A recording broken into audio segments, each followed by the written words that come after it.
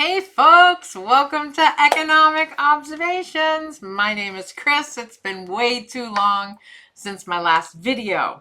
It's Mother's Day weekend, so happy Mother's Day to all the mothers out there. I've been meaning to get this video together for quite some time. There's so much going on in the world, so much uncertainty. Today there are 0 ships in the West Coast, all the ports along the West Coast. There are no ships. Loads of truckers waiting out there for, to put that trailer on, that container on their truck. But there's just no containers coming in. Tariffs are destroying our economy. It was never intended. Free trade has been really good to us, right? We've gotten cheap stuff from everywhere else in the world, and it was economically feasible, right? We are the biggest consumers in the world. We're the richest nation in the world, and we enjoy our inexpensive things. Now, some people might say, oh, bring the jobs back to America. That's a great concept, but is it really going to work? Let's take a pencil. A pencil has 5 components. It has the eraser. It has the little metal piece around the eraser. It has the wood. It has the graphite in it that you write with, and it has the yellow paint. All 5 of those components come from a different country. We can't make a pencil here. Well, we can make it here, but all those ingredients have to come from other countries. You start slapping on tariffs onto all those components, well, instead of a pencil costing you 10 cents, it's now going to cost you $1.50. I guess that's why comments have been made that you don't need 30 pencils and you can have 2, because you won't be able to afford 30 pencils anymore, because the price of 30 pencils will be the same for 2 pencils. That is the reality. Everything comes from somewhere else. I mean, we don't grow coffee here, right? We don't have the climate to do that. We have to import it. You slap tariffs on that, well, the price is going to go up. You can't do tariffs. It's unsustainable, even at 10% across the world. Well, originally, it was like a wackadoodle number that was given to every country, even countries with just penguins on them. I mean, it was insane. But China, where most of our cheap stuff comes from, is 145%. So if you bought something last month for $100, 2 months from now, that item is going to cost you not only the $100, but the $145 in tariffs. So now that $100 purchase is now going to cost you and me, your neighbor, your brother, your sister, and everybody else you know, $245. China doesn't pay that tariff. The exporting country does not pay that tariff. The reality is Donald Trump has to come up with $3 trillion. And his brainy idea is to tariff China at 145% so they can get $3 trillion to give tax breaks to the billionaires. And that's what this is all about. He needs to bring up the revenue. They're trying to have this great bill that cuts just about everything. It's going to cut the ACA and Medicaid and maybe even Social Security. Who the hell knows? But there are major cuts because they want to give $3 trillion in tax cuts to the billionaires. And it's not just this year. They want to do it in perpetuity. We can't go into debt anymore, right? That's the big challenge. We have too much debt, and we're not lowering interest rates because when inflation happens, the Fed likes to raise interest rates to rein down inflation. So what's going to happen? Everything's going to be more expensive. So the opposite of bringing prices down for everyone in the United States is a fallacy. And you bring some manufacturing back to America, well, that price is still going to be $245 because the wages and everything are so much higher in the United States. And it's not only about the wages, it's about incentives. Companies usually get incentives to come and build a plant somewhere, whether it's in a municipality, at a state level, or a city level, or a federal level. we'll give you tax breaks, we'll give you, land, or we'll give you some kind of incentive to build here, to make it economically feasible for the company to do that. Well, no one's getting those. Everything comes from China, whether it's laundry soap container or Ziploc bags or, anything, the jug that the water comes in, or your toothpaste, like everything comes from somewhere else. So even though the laundry soap could be made in the United States, the jugs that it goes into, well, they're from China. The toothpaste you buy, well, those toothpaste containers, they come from China. You have places and things that you buy that come from multiple countries. Just wait till you want to buy a new car. Your new car is going to be so much more expensive in a few months, even if the 10% remains in effect. And now he's talking China at 80%. This is absolutely criminal that one person, like, where the hell is Congress? This is a job for Congress. No one person should have the authority to destroy the whole global economy. China is going to suffer, but they're going to fare better than us because China is working with other countries. China is working with South Korea and Japan. They hate each other. They're coming together to find new markets for their things. So they're bypassing the United States. Everyone wants to eliminate us. Farmers are going to get screwed. China found Brazil for 95% of their soybeans. They don't need them from the United States. They're the BRICS countries. They're working together. They're not going to come groveling to us. Sure, would they like us to buy all their cheap stuff that we've been enjoying? Yeah, but there's other markets. Will they suffer? Yes. But will we suffer more? Certainly.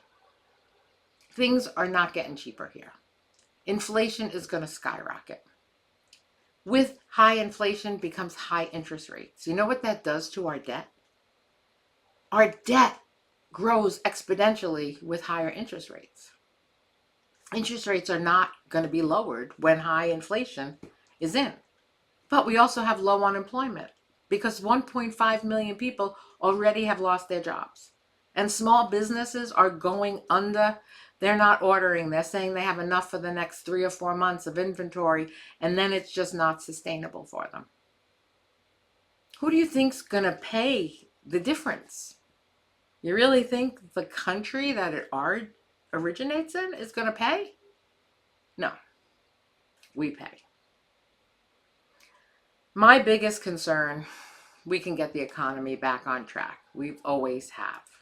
It might take a while. But the biggest thing, once you lose, that it's the hardest to get back, is your reputation. And not having a reliable partner in the United States. Because let's face it, it can change on a dime. One day it could be 10%, and the next day it could be 300%. It's just irrational. And the world knows it. So we are in a really tough time right now. Because would I want to do business with the regime we have? No. Where's Congress? Where's Congress? Congress is supposed to do this, not one person. Congress is afraid. The President of the United States today. That's where we're at. So without Congress, we're left with the courts. And the courts are fighting this. And I think that he'll lose. I think they're going to say that it's unconstitutional that the executive branch puts tariffs on. But the damage is done. The damage to our reputation is done. And once your reputation is tarnished, it's the hardest thing to rebuild.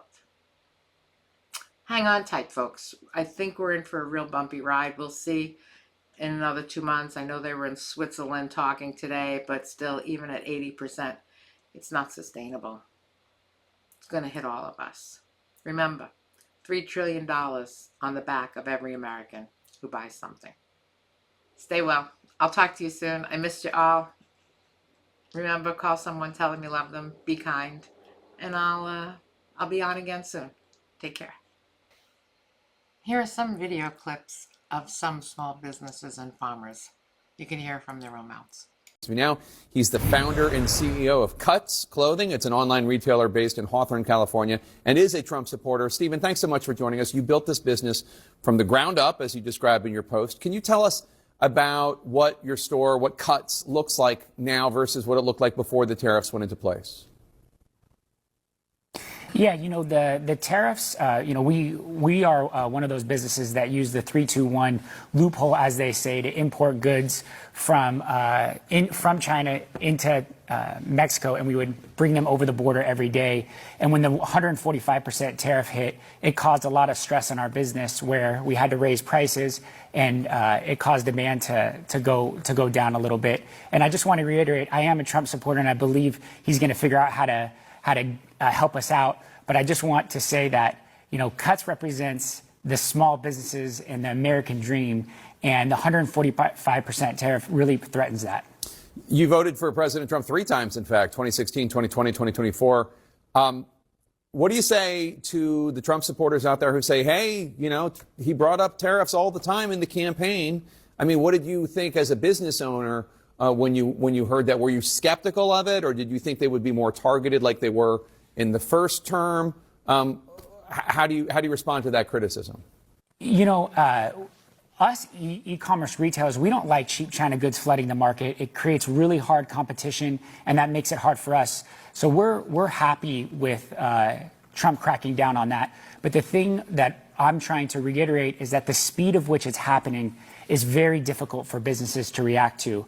What we need is a 90-day off-ramp, just like every other country's, and then we can adjust. We can start ordering inventory from different countries, and we can be with him in his goal of, bringing onshore talent and onshore manufacturing. But right now, the speed of which he's doing it is making it very difficult, and a lot of businesses won't make it 90 days if this continues.